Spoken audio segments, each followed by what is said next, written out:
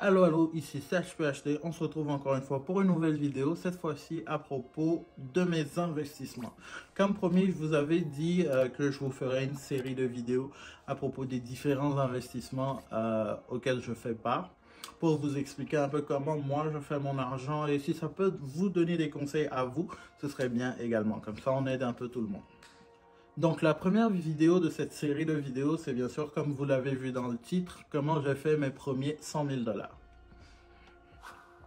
Cette vidéo est là juste pour servir de guide. Je ne suis vraiment pas un analyste financier, je ne donne pas des conseils financiers, mais je vous retranscris mon expérience pour que vous puissiez faire ce que vous voulez avec. Si vous voulez l'implémenter, vous le faites, ou si vous voulez au moins apprendre de mes erreurs, vous pourrez le faire également.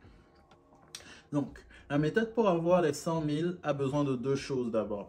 Un, j'ai besoin de vous donner l'histoire derrière ça, le backstory comme on dit. Et deux, je vous dis directement que ce n'est pas la méthode la plus optimale pour faire les 100 000 $. La première vidéo, ce sera comment je l'ai fait de la manière la plus simple, on va dire, simple entre guillemets. Et dans la suite des vidéos, vous comprendrez un peu pourquoi j'ai commencé par celle-là. Donc, mes premiers 100 000 $.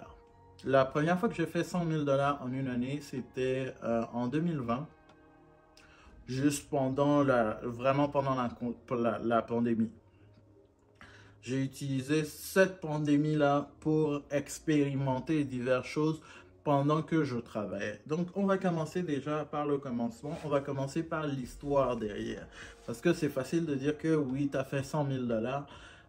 Ouais, si t'es fils de riche, c'est peut-être un peu plus facile, tu vois. Mais pour vraiment donner le contexte, pour que vous sachiez que ça n'a pas été facile, que c'est vraiment quelque chose que j'ai créé par moi-même, il faut que je vous donne toute l'histoire. Donc, on va commencer. Tout d'abord, je ne suis pas canadien déjà, je suis africain de naissance et je ne suis pas riche également. Donc, ce que je pourrais dire par rapport à ça, c'est que mes parents n'ont vraiment pas été malins financièrement du tout et que tout ce que je connais, j'ai dû l'apprendre sur le tas. C'est vraiment par essai et erreur que j'ai appris plein de choses.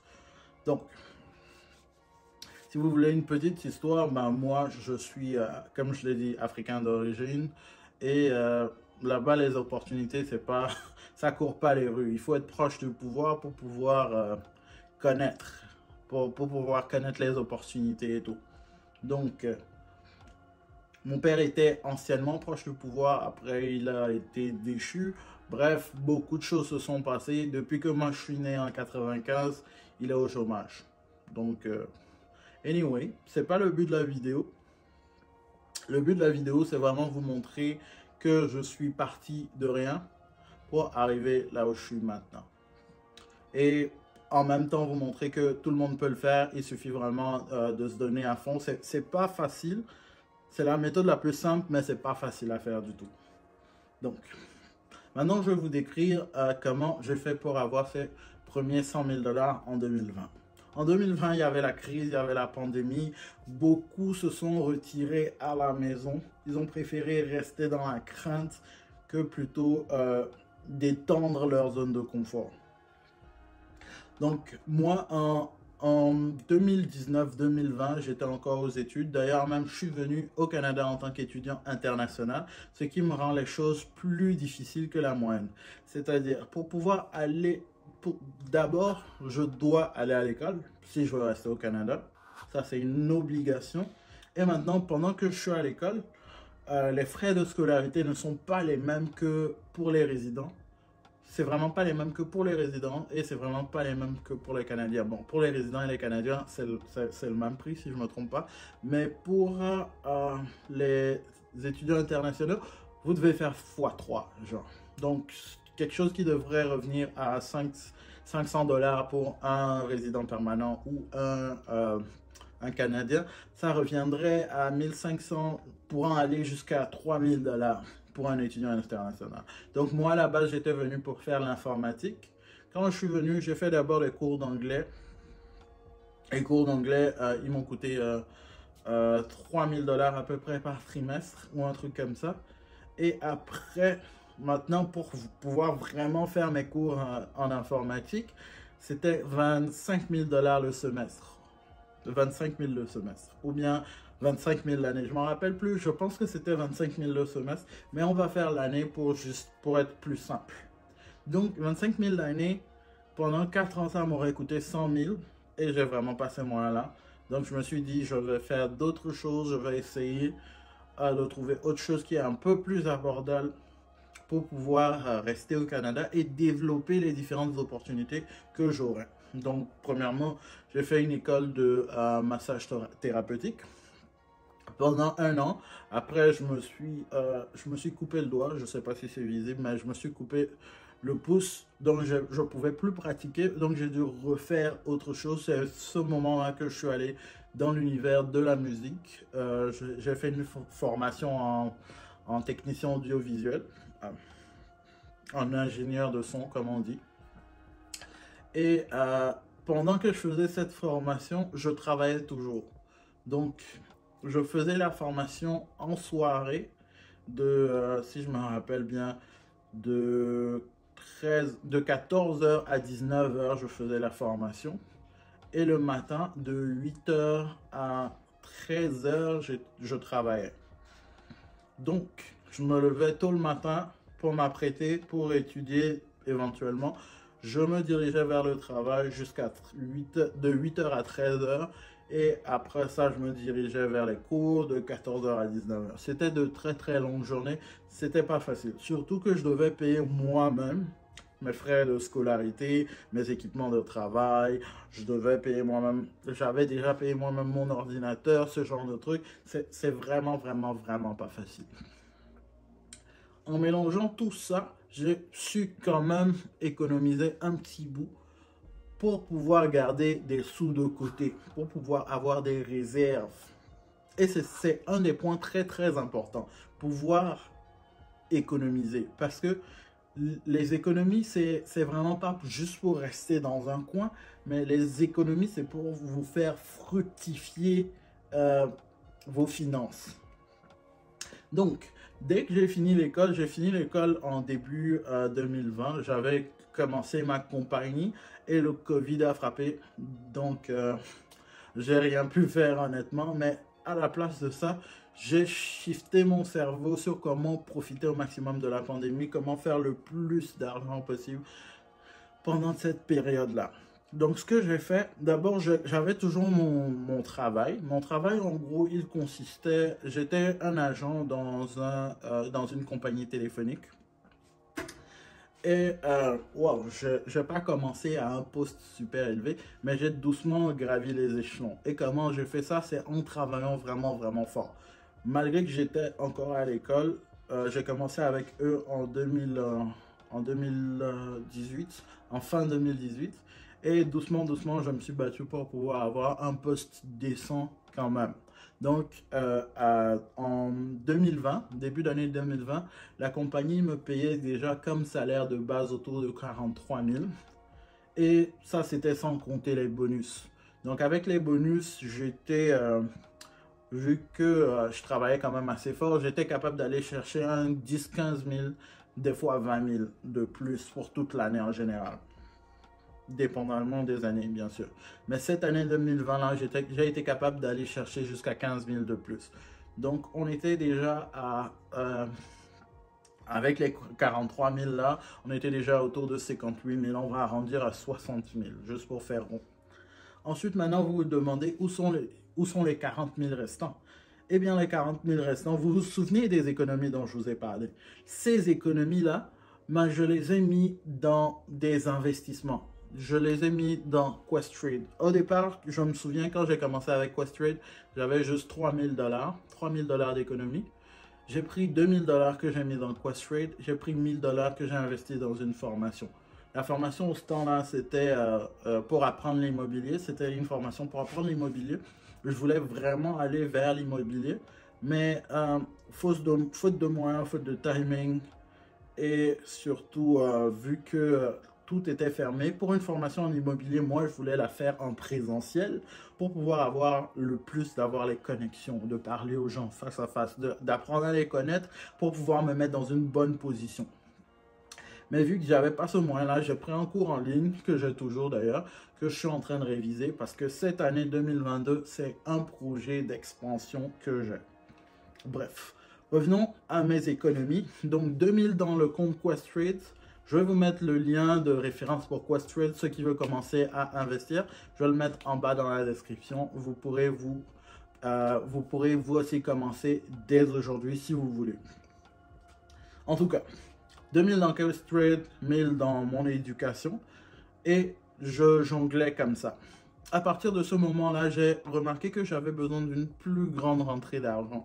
Parce que si je voulais investir et continuer à développer mon projet, mon entreprise, j'avais besoin de plus de fonds. Surtout que mon entreprise, là, présentement, elle est dans une phase où elle draine vraiment tout l'argent que j'ai. Donc, à ce moment-là, j'ai commencé à chercher d'autres moyens de faire de l'argent. Et là, j'ai été vraiment chanceux. J'ai eu une connaissance qui m'a beaucoup aidé depuis que je suis à Montréal. Et il avait une voiture qu'il n'utilisait pas. Une voiture qui était juste garée. La voiture n'était pas 100% opérationnelle, mais c'était une très bonne voiture. C'était une voiture 2015-2016, une Mazda 3. Vous l'avez sûrement vu dans les premières vidéos. Donc, j'ai réussi à emprunter ce véhicule-là en échange d'une rémunération, d'une petite rémunération qui n'est vraiment rien pour lui. Honnêtement, c'est vraiment pour m'aider. Une petite rémunération et puis moi, j'utilisais ce véhicule. Bien sûr, j'ai dû faire quelques réparations allant dans l'ordre de 2000 à 4000 sur le véhicule pour pouvoir l'utiliser proprement. J'ai réparé les freins, ce genre de trucs. Mais avec ce véhicule, j'avais la possibilité de générer encore plus de fonds. Je vous explique. Pendant cette année, j'ai fait vraiment tout. J'ai fait les livraisons de nourriture, que ce soit avec Uber, DoorDash, Skip the Dishes, j'ai tout fait. Et j'utilisais vraiment ce véhicule-là seulement pour travailler. Je travaillais littéralement 7 jours par semaine et près de, près de 15 heures par jour. Tous les jours. Pour pouvoir vraiment accumuler le maximum d'argent possible. Donc, avec cela, vous pouvez maintenant un peu imaginer où sont les 40 000 restants dans les 60 000. Si le boulot que j'ai de base me paie autour de 43, les bonus par rapport à ça, ils me paient autour de 17 000, juste pour arrondir, pour qu'on ait 60 000. On a déjà 60 000, maintenant il reste 40 000. Avec les livraisons, j'ai pu aller chercher jusqu'à 25 000 pour l'année. 25 000 pour l'année, surtout que ce n'était pas trop en début d'année, c'était vers la fin de l'année. J'ai pu chercher jusqu'à 25 000 pour ajouter dessus. Donc on est rendu à quoi? On est rendu à 85 000. Ce qui est très gros. Pour moi, cette année-là, c'était une explosion. C'était le plus d'argent que j'ai jamais fait de ma vie. Donc, vous pouvez maintenant commencer à imaginer le portrait. Les 15 000 restants, on se demande d'où ils viennent. Je vais le faire simple pour vous. Les 15 000 restants, eh bien, comment je l'ai eu? C'est à travers les 2000 de base que j'avais mis dans Questrade. Donc, avec le travail que je faisais tous les jours, avec les différents, j'avais comme trois boulots en fait, j'avais comme 3 travails. Je mettais toujours de l'argent de côté pour mettre dans les investissements, je mets dans les investissements et mes investissements ont grandi petit à petit avec quelques achats spécifiques. J'ai acheté Tesla, j'ai acheté Apple, j'ai acheté plein de compagnies différentes avec beaucoup de chance. Mes actions ont grandi, ce qui m'a apporté le surplus dont j'avais besoin. Donc, j'ai vraiment fait pas mal d'argent en investissement. Peut-être même cette année-là, j'ai fait plus de 100 000, mais j'ai arrondi à 100 000 pour que ça soit plus facile pour vous. Et c'est avec tout ce gros travail-là que j'ai pu maintenant m'acheter mon auto. Bien sûr, mon auto, je l'ai acheté stratégiquement pour pouvoir déjà avoir une auto à mon nom, à moi-même. Et j'ai pris le reste que j'ai continué à pomper dans les investissements. Et mon auto à moi, ce n'est vraiment pas une liability, c'est vraiment un asset parce que je continue à utiliser mon auto comme une source de revenus. Avec mon auto, je fais des vidéos sur YouTube. Avec mon auto, je parle à beaucoup plus de gens qui ne m'auraient pas parlé normalement. Donc, ça augmente mon rayon d'influence. Dans les discussions, la Tesla Model 3, c'est vraiment un sujet puissant de nos jours. La Tesla, en général, c'est vraiment un sujet intéressant de nos jours. Donc, ça me donne l'opportunité de connecter avec beaucoup de gens. Et ça ouvre vraiment mon rayon de connaissances. Et avec ça, je vais... Cet aspect-là, il viendra dans une vidéo un peu plus tard. Mais revenons à nos moutons. Par rapport aux investissements, c'est avec les investissements que j'ai vraiment explosé de ce côté-là. J'ai dû vendre certains même de mes investissements pour pouvoir acheter le véhicule et faire d'autres choses, comme étendre mon entreprise, même si vraiment l'entreprise a fait que drainer tout l'argent que je fais. Mais anyway, en cumulant en cumulant les trois boulots plus l'investissement, j'étais nettement au-delà des 100 000 $ à l'année. Donc, ce qui montre que vraiment en travaillant dur, vous pouvez le faire. Mais ce n'est pas, je ne veux pas dire que c'est la méthode que je conseille à 100%. C'est une bonne méthode pour commencer parce que quand je commençais, j'avais aucune expérience spéciale, je suis pas un garçon spécial, je suis pas un cerveau, je suis pas Elon Musk, j'ai pas des idées de fou que je peux faire avec l'ingénierie et puis voilà, créer. Je suis vraiment quelqu'un de normal, je suis monsieur tout le monde. Donc, le moyen pour me donner un kickstart, un moyen de commencer dans la vie, je devais le créer moi-même. J'ai pas eu d'aides géniales qui sont venues avec plein de fonds pour m'aider, non. J'ai dû créer mon opportunité. Et c'est pour vous montrer que peu importe où vous êtes dans la vie, vous pouvez vraiment démarrer, vous pouvez vraiment commencer à construire quelque chose. Mon objectif à 35 ans, c'est-à-dire à 10 ans à partir de maintenant, c'est 1 milliard de $. On est encore très loin du compte, mais on devrait y arriver. Quand je dis 1 milliard, c'est 1 milliard l'année, pas 1 milliard en économie. Parce que une notion que beaucoup de gens ne comprennent pas, par exemple, quand on dit que Elon Musk a 300 milliards de $, il n'a pas 300 milliards qui dort dans une banque comme Picsou, tu vois. Ça n'existe pas. C'est vraiment dans des investissements stratégiques qui grandissent avec les années. Donc, c'est vraiment pas 300 milliards dans une banque où tu vas nager. Ça n'existe pas. Donc, pour faire simple, travailler, économiser. Et je vais vous le dire également, je suis immigrant, première génération, donc j'ai pas des parents, j'ai pas vécu chez des parents, quoi que ce soit. Dès que je suis arrivé, j'ai commencé à payer le loyer. J'avais pas au moins une base où je pouvais rester sans frais, ce genre de truc. Dès que je suis arrivé, j'ai commencé à payer le loyer. Et tous ceux qui sont nés ici, tous ceux qui sont nés au Canada ou ceux qui ont des parents ici, vous avez un avantage qui est superbe. Essayez d'en profiter le plus possible et le plus tôt possible. Parce que vous êtes avec de la famille, vos frais devraient être réduits. N'achetez pas n'achetez pas les trucs inutiles, les habits de marque, les quoi que quoi. Vraiment, moi, je m'habille très simple. On peut s'habiller bien dans la simplicité. Donc, vraiment concentrer vos fonds dans les épargnes pour pouvoir les mettre en investissement ou mettez-les directement en investissement si vous avez déjà la connaissance. Parce que même avec les investissements, moi, je conseille, jetez-vous déjà dans l'eau. Moi, en tout cas, c'est ce que j'ai fait pour moi. Je me suis jeté dans l'eau et après, j'ai appris à nager. Mais avant de me jeter dans l'eau, j'avais lu plein de livres avant de me jeter dans l'eau. Et quand j'étais dans l'eau, c'est là que j'ai vraiment c'est là que j'ai vraiment appris beaucoup plus.